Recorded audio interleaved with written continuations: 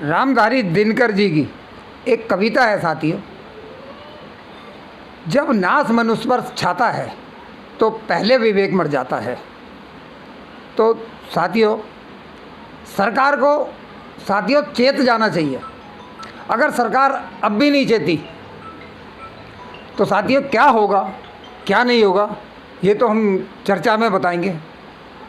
आज हमारे साथ में राष्ट्रीय भीम संघ के संयोजक जय किशन जी हैं और उनका अपने चैनल पे बहुजन इतिहास आरबीएस न्यूज़ पे हम स्वागत करते हैं। जय किशन जी, आपका बहुजन इतिहास आरबीएस न्यूज़ पे बहुत बहुत स्वागत है। मान्यवर, आपका और आपके दर्शकों का मेरी तरफ से बहुत बहुत धन्यवाद और मेरी तरफ से क्रांतिकारी जय भीम। जय भीम। साथियों, मैं आपका मित्र राजकुमार, आप देखना शुरू कर चुके हैं बहुजन इतिहास आरबीएस न्यूज़। साथियों, आज हमारे देश के अंदर, भारत के अंदर कल एक ऐसा वाक़या हुआ है जो बड़ा ही बहुत ही शर्मनाक है और उसी मामले के बाबत में हम मान्यवर जी से कुछ चर्चा करना चाहते हैं। तो आइए चर्चा करते हैं। मान्यवर जी, कल सुप्रीम कोर्ट के अंदर जो हमारे भारत के सबसे बड़े सीजेआई हैं बीआर गवई जी, उनके ऊपर जूता फेंकने का जो कृत्य हुआ है उसको कैसे देखते हैं आप? पत्रकार साहब, मोदी हैं तो मुमकिन है।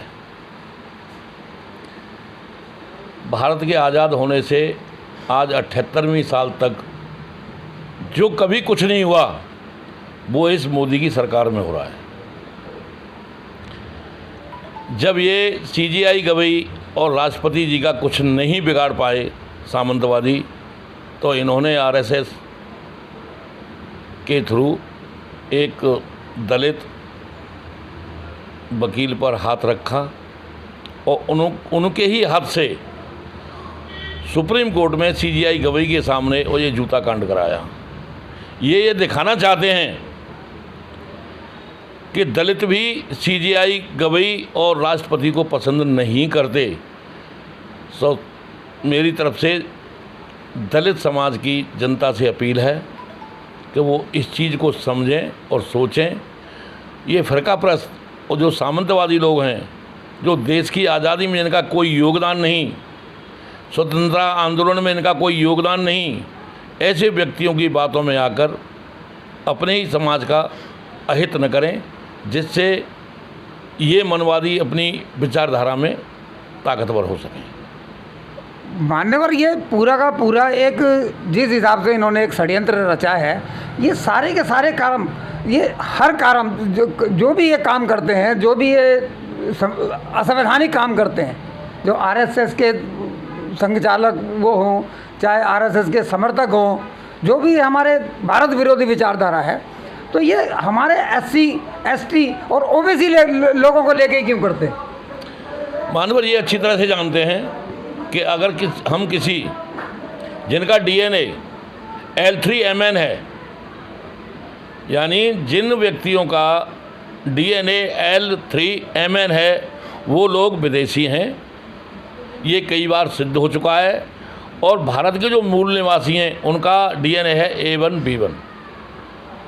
मान्यवर, हमारे बाबा साहब अम्बेडकर ने जब संविधान लिखा, ये चाहे कहीं के भी हों, अब तो ये भारत के नागरिक, इनको भारत की नागरिकता दी गई है ना, भारत ने इनको अपना नागरिक माना। चाहे जितने भी, और इनसे पहले भी भारत के अंदर बहुत से विदेशी आते रहे हैं और भारत चलता रहा है सबके सब। पर ये ऐसा क्या कारण है कि ये लोग अपनी मानसिकता से ये बाज नहीं आते? बाबा साहब का बहुत बड़ा दिल था, उन्होंने बड़प्पन दिखाया जो इन लोगों को भारतीय नागरिकता दी।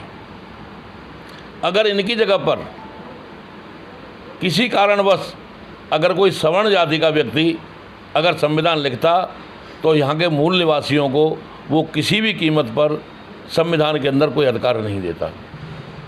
समय समय पर बीजेपी तो उस समय नहीं थी, जनसंघ का कोई अस्तित्व नहीं था और आरएसएस ही कांग्रेस की माँ है। कांग्रेस ने ही इस आरएसएस का गठन किया था। इनकी विचारधारा हमेशा से ये रही है कि किसी भी तरीके से ये केन प्रकरण एससी, एसटी, ओबीसी और माइनॉरिटी को हमेशा दबाव में रखा जाए। लेकिन मैं एक बात आपके माध्यम से कहना चाहता हूँ इन सामंतवादी लोगों से, जो ये विदेशी यूरेशियन हैं, अब देश का मूल निवासी यानी SC ST OBC माइनॉरिटी जाग चुके हैं। तुम्हारी ईंट से ईंट बजा देंगे, और ज़्यादा तुमने भारत के अंदर गड़बड़ करने की कोशिश की तो तुम्हें वापस यूरेशिया का रास्ता दिखाएंगे। ये हमारा तुमसे वादा है। मान्यवर, ये तो पूरा का पूरा एक 11 सालों के अंदर ये तो देखो माना भी जाएगा कि ये जितना जागरूक ये 11 सालों के अंदर आदमी हुआ, इस चीज़ के लिए मोदी जी को तो धन्यवाद देना चाहिए ना। ये 11 सालों के अंदर जितना हमारा Bahujan Samaj, SC ST OBC समाज, ये जागरूकता के, ये चाहे हम शिक्षा भी कह सकते हैं कि लोगों में शिक्षा आई है, शिक्षा की वजह से लोग जागरूक हुए हैं, और इसी वजह से अब ये धीरे धीरे अलग टाइप से संवैधानिक षड्यंत्र इन्होंने जो करना चालू किया। अभी आप देखिए बिहार के अंदर जो चुनाव आयोग ने जो एक षड्यंत्र के थ्रू कि किस हिसाब से इन लोगों ने बिहार के अंदर जो कहना तो थी, जो SIR कर रहे हैं, अभी बिहार चुनाव का इन्होंने डिक्लेयर कर दिया। चुनाव आयोग ने ये जो नाम काटे हैं और जो इनका षड्यंत्र है, तो ये कामयाब हो पाएंगे उसमें? ये अपनी पूरी कोशिश कर रहे हैं और ये इसी में लगे हुए हैं कि किसी भी तरीके से यहाँ का जो मूल निवासी है इसके अधिकारों से वंचित किया जाए। सबसे पहला अधिकार ये हटाना चाहते हैं कि इनको जब वोट के अधिकार से हम हटा देंगे तो हमारी मंजिल आसान हो जाएगी। लेकिन सड़क पर तो जाने से नहीं रोक सकते। सड़क पे तो आर्टिकल 90 सबको अधिकार देता है। संविधान के आर्टिकल 19 के अनुसार सड़क पर जाकर के इनकी चूलें हिला देंगे। मुझे ऐसा लगता है कि इस सरकार का ये रवैया अगर ऐसा ही रहा, अगर इनकी मानसिकता दलित विरोधी, OBC विरोधी और माइनॉरिटी विरोधी रही, तो कहीं इस तबके के अंदर ज्वालामुखी ना फूट पड़े जैसे नेपाल में फूटा था। तो मतलब इसको कैसे देखेंगे मान्यवर कि ये सरकार क्या इतने वोटों के कारण सरकार इतने बहुमत ही कहेंगे, जिस की कोई जनसंख्या नहीं है, वो सत्ता में बैठे हुए हैं वो लोग, उसके बाद भी इनकी इस विचारधारा के लोग बैठे हैं सत्ता के अंदर। देखो बहुमत तो इनके पास है, चाहे चोरी से किया हो या ईमानदारी से किया हो। तो मान्यवर, जिस हिसाब से चुनाव आयोग की अभी विपक्ष ने इतनी पोल खोली और चुनाव आयोग का कोई जवाब नहीं आ रहा। चुनाव आयोग ने अभी तक राहुल गांधी जी जो हैं पूरे बिहार के अंदर, पूरा बिहार इतना इनका विरोध कर रहा है और 1 महीने से ज़्यादा हो गया, पर खाली इसने दो इसने ये प्रेस कॉन्फ्रेंस की है, और दोनों में कोई जो पत्रकार थे, बुद्धिजीवी जो वहाँ पे गए थे, जो लोग प्रेस कॉन्फ्रेंस में, उनका जवाब कुछ नहीं दिया। 5 सवालों को एक सवाल। मानवर, भारत में इस समय सिर्फ 2 मुद्दे गूंज रहे हैं। एक तो विपक्ष का मुद्दा गूंज रहा है, वोट चोर गद्दी छोड़। एक जो हमारे पढ़े लिखे नौजवान युवक हैं जो बेरोजगार हैं, बार बार पेपर लीक हो जाता है, उनका मुद्दा गूंज रहा है अब, पेपर चोर गद्दी छोड़। ये 2 ही मुद्दे हर प्रदेश में हावी रहेंगे और ये 2 ही मुद्दे इस सरकार को वहीं पहुंचा देंगे जहां ये कभी 2 सीट पर हुआ करती थी। आपको शायद एक बात याद होगी, जब कांग्रेस सत्ता में आई, इंदिरा गांधी 1977 के बाद, तो भारतीय जनता पार्टी की कोई सीट नहीं थी उस समय। शायद इस समय शायद कांग्रेस को 423 या 424 सीट मिली थी राजीव गांधी के टाइम पर। जब इनके पास कोई सीट नहीं थी तो उन्होंने विपक्ष को जिंदा रखने के लिए 2 सीट इनको दान में दी।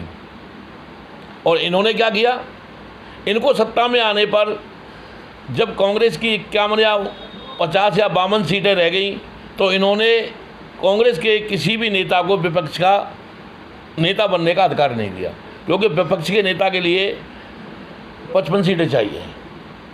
जब कांग्रेस के पास 55 सीटें नहीं आई, 50 से लेकर 52 तक रुक गई 2 बार, तो इन्होंने विपक्ष के नेता को विपक्ष का नेता ही नहीं माना। तो ये कुल मिलाकर के भारत को बर्बाद देखना चाहते हैं कि ये भारत बर्बाद कैसे हो। मान्यवर, भारत एक लोकतांत्रिक देश है, एक संवैधानिक देश है। जनता इसको नहीं समझ पा रही या इन्होंने समझने नहीं दिया? मतलब पॉलिटिकल पार्टियों ने, भाई देखो ऐसा है, ऐसा नहीं कि भी हम बीजेपी का ही विरोध करते हैं। बीजेपी तो अभी 11 साल से आई है पूरे समर्थन से, उससे पहले तो कांग्रेस थी ना। तो कांग्रेस को चाहिए था कि जनता को पूरा जागरूक करती। देखो, कांग्रेस ने कभी भी जनता को हक देने के लिए ईमानदारी नहीं दिखाई। अगर वो जनता को हक देने के लिए SC ST OBC और माइनॉरिटी को हक देती तो कांग्रेस की आज ये हालत नहीं होती। जब सत्ता का परिवर्तन हुआ तो आप भी देखते हैं, शायद मैं भी देख रहा हूँ और हमारे पत्रकार भी जानते हैं कि बीजेपी के अंदर 80% नेता कांग्रेस से पलायन हो के आए हैं। सरकार वही कांग्रेस ही चला रहे हैं। सिर्फ हमारे प्रधानमंत्री जी मोदी जी सिर्फ मुखौटा बने हुए हैं और उस मुखौटे के दम पर सिर्फ कांग्रेस और RSS अपनी सत्ता चला रही है और यहाँ कुछ नहीं हो रहा। सिर्फ ये दोनों ग्रुप मिलकर के एक ही काम कर रहे हैं कि किसी भी तरीके से SC ST OBC माइनॉरिटी के हकों को इन तक न पहुँचने दिया जाए। एक ये कानून बनाते हैं, दूसरा पीछे से तोड़ने के लिए तैयारी कर देते हैं। तो बहुजन समाज जो भारत का मूल निवासी समाज है मान्यवर, तो वो क्यों नहीं समझ पा रहा उनकी अपनी पार्टियों को, राजनीतिक पार्टियों को? या तो इनमें राजनीतिक चेतना नहीं है इतनी। सर, 10,000 साल से जो समाज गुलाम, पीड़ित, अनपढ़ रहा हो और इस मानसिक गुलामी और पाखंडवाद की भट्टी में जलता रहा हो, उसे थोड़ा शांत होने में, समझने में अभी समय लगेगा। लेकिन उस संख्या में से 50+ लोग समझ चुके हैं। जब इनका विरोध करना शुरू किया है तो इन्होंने एक युक्ति अपनाई है कि कहीं OBC का चेहरा टारगेट पे लेते हैं, कहीं SC के बंदे को टारगेट पे लेते हैं। जैसे कल CGI गबीश के साथ जूता उछाला गया, वो व्यक्ति SC का है, तो उन्होंने वहाँ सामंतवादी, मनवादी, पाखंडी को क्यों नहीं भेजा? RSS ने सोच समझ के उसे आगे किया कि जिससे हमारे ऊपर आँच ना आए। लेकिन हम सब समझते हैं ये भारतीय जनता पार्टी और RSS का कुकृत्य है। आज मान्यवर देखा कि आम आदमी पार्टी भी उसके समर्थन में रैली निकाल रही है ताकि जो SC समाज है उनको घेरा जा सके। मतलब ये जो अरविंद केजरीवाल हैं, जो खामखा पार्टी लेकर के आ गए, ये बीजेपी की देन है। बीजेपी को कांग्रेस को सत्ता से दिल्ली से हटाना था, तो उसने केजरीवाल का इस्तेमाल किया और जब कांग्रेस हाशिए पर चली गई तो उन्होंने अपनी ED और CBI का खेल रचकर आम आदमी पार्टी को झटका दे दिया और EVM के माध्यम से दिल्ली की कुर्सी हथिया ली। लेकिन 6 महीने गुजर चुके हैं, दिल्ली में विनाश कार्य के अलावा कोई विकास कार्य नहीं हुआ और अगले चुनाव तक शायद हो भी नहीं पाएगा, क्योंकि इन्हें विकास कार्य का मेथड बनाना ही नहीं आता। ये विकास करना नहीं चाहते या जनता को भ्रमित करना चाहते हैं? अब देखिए ना, आपने लद्दाख में देखा होगा, अभी लद्दाख में वो ग्लोबली साइंटिस्ट हैं, सोनम वांगचुक जी जो हैं, उनको पकड़ के ज़बरदस्ती जेल में डाल दिया। हमारे सोनम वांगचुक हैं, लद्दाख के लिए वो ऐसे हैं जैसे अफ्रीका में नेल्सन मंडेला। आज के इस युग में, इस समय वांगचुक जी के अलावा कोई भी आदमी इतना क्वालिफाइड नहीं है जो वो हैं। लेकिन इस सरकार को पता है, वो भी एक निम्न वर्ग से आते हैं, इसलिए उनके साथ ये खेल खेला गया है। दूसरा, जब उनकी मिसेज सुप्रीम कोर्ट में केस डालने के लिए आई तो उनका मोबाइल रिकॉर्डिंग पर लगा दिया गया है और उनके पीछे CBI जांच लगा दी गई है। ये किस भारत में जी रहे हैं? क्या किसी को अपनी बात कहने का अधिकार नहीं? वो सिर्फ कॉन्फ्रेंस करने आए थे। नहीं तो सरकार तो मान्यवर लोकतंत्र की दुहाइयाँ दे रही है, विदेशों में जाके यही बोलती है कि हम लोकतंत्र के, इतना बड़ा लोकतंत्र है भारत। ये लोकतंत्र की दुहाई नहीं देते, ये प्रजातंत्र की दुहाई देते हैं। हम आप समझ नहीं पाते। विदेश में जाके ये कहते हैं कि मैं बुद्ध की धरती से आया हूँ। हाँ, बुद्ध की धरती से आया हूँ। और जब यहाँ आते हैं तो बुद्ध की मूर्तियाँ तोड़वाते हैं, बाबा साहब की मूर्तियाँ तोड़वाते हैं। तुम कितनी मूर्तियाँ तोड़ो, तुम एक तोड़ोगे, हम 100 लगाएंगे। तो मान्यवर, ये आजकल तो सोशल मीडिया पूरा भरा पड़ा है, पूरा मतलब ऐसा हमारी सरकार के पास क्या, सरकार के पास ताकत नहीं है क्या जो ऐसे लोगों को रोक पाए? जो देखिए डायरेक्ट जो हमारे देश के जो पहले आतंकवादी थे, आतंकी थे, हमारे फर्स्ट जो हमारे सरदार पटेल जी थे, उन्होंने आतंकी संगठन उसको घोषित किया, और आजकल लोग उसको खुलेआम बोल रहे हैं, गांधी का विरोध करते हैं, गांधी जी का, और उनका ऐसी विचारधारा के खिलाफ हमारी सरकार को क्या एक्शन नहीं लेना चाहिए? ये सर वो लोग हैं जो स्वतंत्रता संग्राम के समय कोर्ट में जाकर स्वतंत्रता सेनानियों के खिलाफ गवाहियाँ देते थे। भगत सिंह को फांसी से बचाने के लिए केस लड़ने वाला एक मुस्लिम था, और भगत सिंह को फांसी तक पहुंचाने वाला ब्राह्मण था। इन ब्राह्मणों की यही उपज रही है, क्योंकि वो ओबीसी से आते थे। सरदार भगत सिंह ओबीसी से आते थे, जाट समाज से थे। हाँ, सरदार पटेल, सरदार नहीं, जो हमारे शहीद भगत सिंह थे, अच्छा, वो ओबीसी से आते थे, जाट समाज से थे। इनकी हमेशा यही रही है, अगर ये भगत सिंह बच गया, किसी कारणवश ये मुस्लिम वकील इसे बचा ले गया, तो भारत में पहला प्रधानमंत्री यही बनेगा। तो इनकी कांग्रेस की आरएसएस कांग्रेस की माँ थी उस समय, कांग्रेस के कहने पे आरएसएस चलती थी, और आरएसएस की इनकी सबसे सोची रणनीति थी।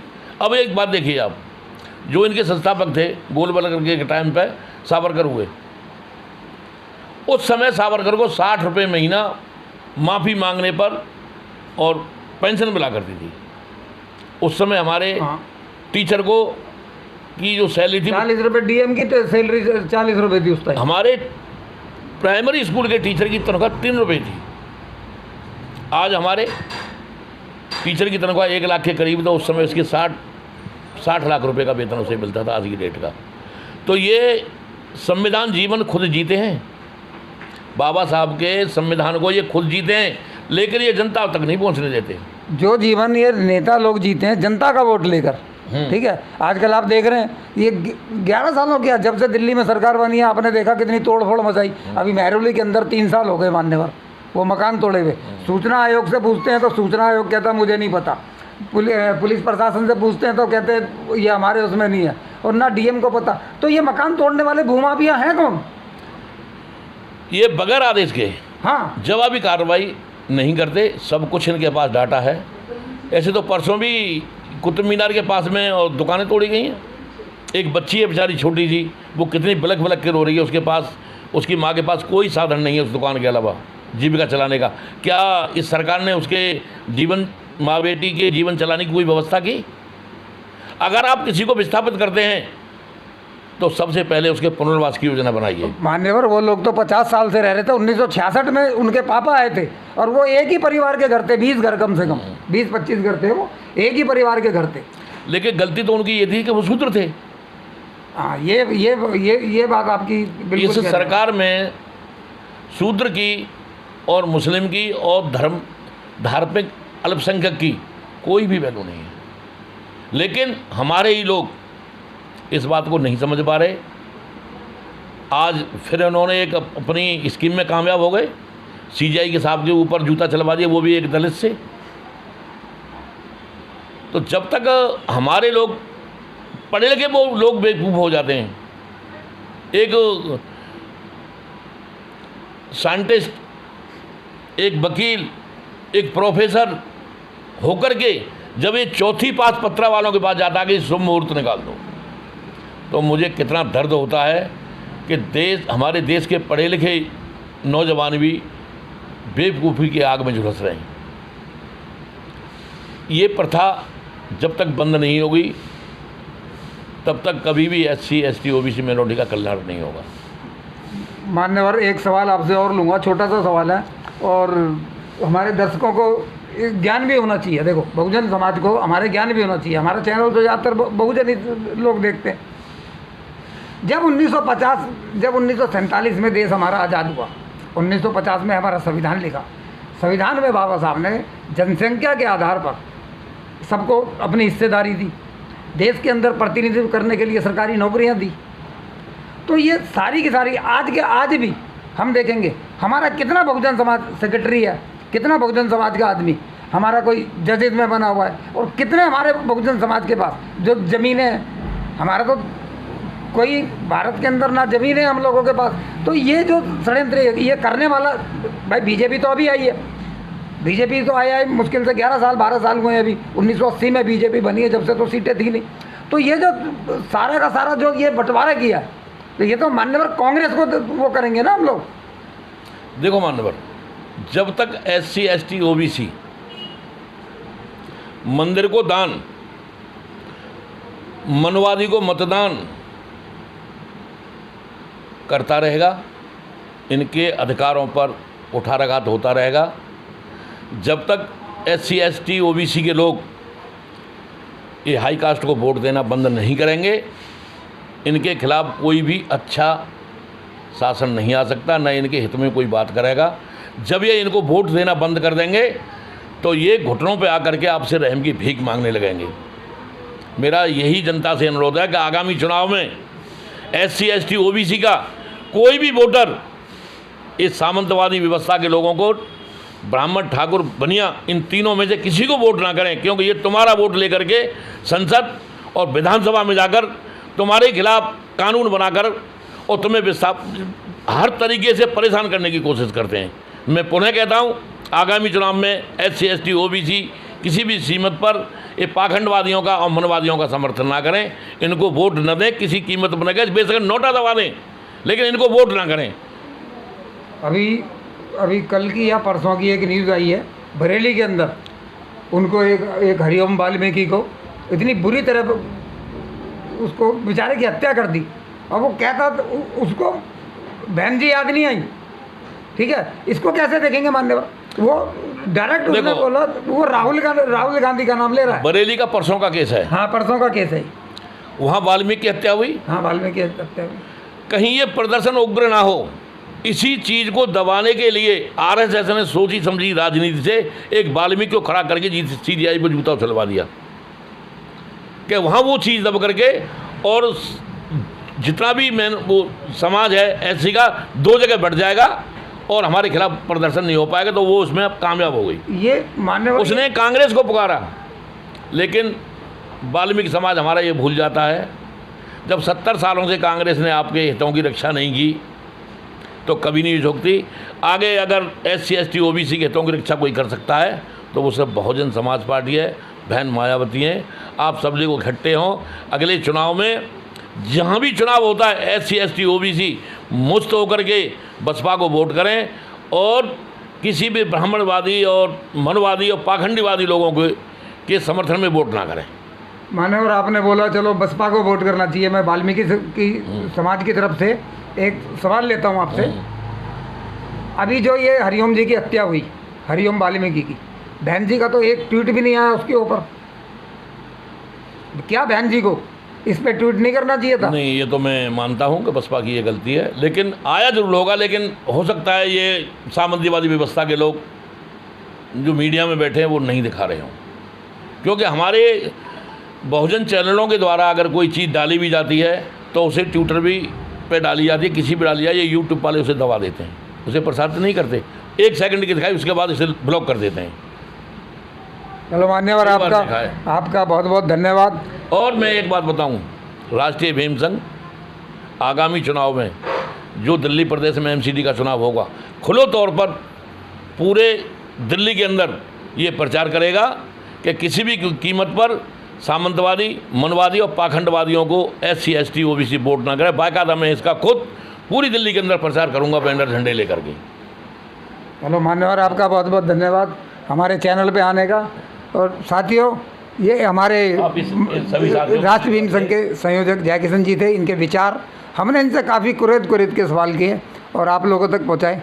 साथियों, वीडियो अगर आपको अच्छी लगे तो वीडियो को ज़्यादा से ज़्यादा लाइक करना, शेयर करना, चैनल को साथियों सब्सक्राइब करना। जय भीम, जय भारत, जय संविधान।